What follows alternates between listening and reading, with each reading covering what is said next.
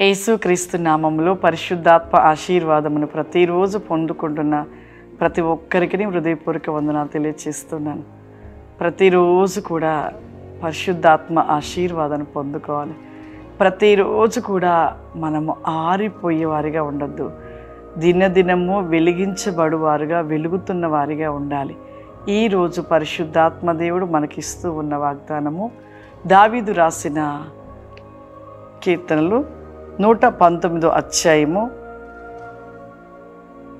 164 వచనము. దినమునకు 7 మార్లు నేను నిన్ను స్తుతించుచున్నాను. ఈరోజు పరిశుద్ధాత్మ దేవుడిస్తున్న వాగ్దానం, దినముకు 7 మార్లు కూడా స్తుతిస్తున్నాను అంటున్నాడు. అంటే దినముకు 7 మార్లు కూడా ప్రార్థిస్తున్నాడు దావీదు గారు. నిజంగా ప్రార్థన అంటే మనకి ఎంత చిరాకు కదా. ఏ పనులైనా చేస్తామో, ఏ ముసలమ్మ ముచ్చట్లైనా పెడతామో, ఎంతసేపు అయినా మొబైల్ చూస్తామో, ఎంతసేపు అయినా పక్కింటి వాళ్ళు గొడవ పెట్టుకుంటా అంటే వారి దగ్గర వెళ్ళి ఆలకిస్తుంటాం. కానీ కొంత సమయము దేవుడితో గడుపుటకు, కొంత సమయము మనకు వచ్చిన సమస్యలను బట్టి ప్రార్థన చేసుకోవటానికి ఎంత విసుగుపడుతూ ఉంటారు. దావీదు గారు ఒక రాజు.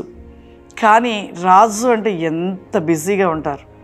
కానీ ముమ్మారు కూడా 7 మార్లు కూడా దేవుని స్తుతిస్తూ ప్రార్థించేవాడంట. 7 మార్లు కూడా దేవునికి స్తుతిస్తూ, దేవుని ఆరాధిస్తూ, నాట్యం చేత దేవుని గణపరుస్తూ, ఎంతగానో పశ్చాత్తాపంతో తన కన్నీరు పరుపు తేలునట్లుగా ప్రలాపమైన ప్రార్థన చేసేవాడంట. అందుకే దేవునికి దావీదు గారంటే ఎంత ఇష్టమో, ఎంత ప్రియుడో. మన జీవితంలో దినమంతట్లో 1 గంట, 2 గంటలు, 3 గంటలు చేయటానికి కూడా ఎంత నీరసమో. ఈ యొక్క అంత్యదినములో ప్రతి ఒక్కరిలో సైతాను ప్రార్థన చల్లార్చేసింది. ముందుగా ప్రార్థనతోటి కదా ఏదైనా జయించేది. ప్రార్థనతో తప్ప మనం ఏ దానితో జయించలేము. కాబట్టి సాతాను కూడా ఎక్కడ దెబ్బ కొట్టాడంటే ప్రతి ఒక్కరి జీవితంలో ప్రార్థన అనే మంటను చల్లార్చేసింది. అది ఎలా అంటే మొబైలు, లేకపోతే చుట్టుపక్కలతోటి లోక సంబంధమైన పనులను బట్టి ఆ యొక్క ప్రార్థన మీద గట్టి దెబ్బ కొట్టేసింది సైతాన్. ప్రార్థన అంటే ఎంతమంది చిరాకు.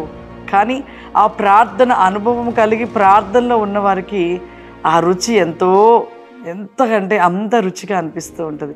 ఇంకా ప్రార్థిస్తే బాగుండదు. నిజంగా దావీదు గారు రాజైనా కానీ తన సమయము, తన ఆశ, తన ఆలోచన, తన తపనంతా కూడా దేవునితో గడుపుతూ ఉండేవాడంట. ఎప్పుడు ఆ సమయం వస్తే 7 మార్లు కూడా దేవుని స్తుతిస్తూ ఉండేవాడంట. మన జీవితంలో ఏది కావాలన్నా, ఏది పొందుకోవాలన్నా, ఏది సాధించాలన్నా ప్రార్థనతోటి. ప్రార్థన చేయి. దినముకు ఇన్ని గంటలను ప్రార్థన చేయి. నీ జీవితంలో ఆ ప్రార్థన ఎక్కడ వ్యర్థపరచబడదు. ఆ ప్రార్థన అంతా కూడా దేవుని సన్నిధికి చేర్చబడుతూ ఉంటుంది. అటువంటి ప్రార్థన కలిగిన వారిగా ఉన్నప్పుడు మన జీవితంలో ఎన్నో ఆశీర్వాదాలు పొందుకుంటాం. ప్రతిరోజు కూడా అట్టి ప్రార్థన కలిగిన వారిగా ఉండాలి. ఆ విధంగా దేవుని నిత్యము కూడా ఆరాధించే వారిగా ఉన్నట్లయితే మన జీవితంలో ఎన్నో మేలులు, ఎన్నో ఆశీర్వాదాలు పొందుకుంటూ ఉంటాం. ప్రార్థన చేసుకుందాం. సర్వశక్తివంతుడా, దయగల తండ్రి, నీకు వందనాలు చెల్లిస్తూ ఉన్నాను ప్రభువా. పరిశుద్ధాత్ముడా, ఈ దినము నాయన దావీదు గారు చేసిన ప్రార్థన 7 మార్లు కూడా నాయన నేను స్తుతించి ఉండగా ప్రభువా, మా జీవితంలో అటువంటి ప్రార్థన జీవితంలో దయచేయండి. అటువంటి ప్రార్థన కలిగిన వారిగా మేము ఉండాలి ప్రభువా. ఈ ప్రోగ్రాం చూస్తున్న ప్రతి ఒక్కరిలో అటు ప్రార్థన మంటను కలిగిన వారిగా ఉండాలి ప్రభువా. దినమునకు ప్రభువా ప్రతివేకంగా బహుగా ప్రార్థించే శక్తిని ప్రభువా ప్రతి బిడ్డకు దయచేయండి నాయన. ఈ ప్రోగ్రాం చూస్తున్న ప్రతి బిడ్డను దీవించి ఆశీర్వదించి వారి జీవితంలో అనేక కార్యం, అనేకమైన ప్రతిని క్రమా షూరి కమాందలరా వెన్బి గోబా కమాందలరి మాసి గ్లోరాది కమాందలర సి కమాందర. ప్రోగ్రాం చూస్తున్న వారిపై దేవుని ఆత్మ బలముగా దిగి వస్తున్నది. దేవుని అభిషేకము చేత నింపబడుతున్నారు. దేవుని అగ్ని చేత మండించబడబోతున్నారు. దేవుని శక్తి చేత నింపబడుతూ సంపూర్ణమైన విడుదల, స్వస్థత ప్రతినేకముగా దేవుడు అద్భుత కార్యముల వారి పట్ల చేయబోతున్నాడు. వెన్బి గోబ్రికా సిఖమాందర అతివేగముగా నాయన ప్రతి దినము మండించబడాలయ్యా.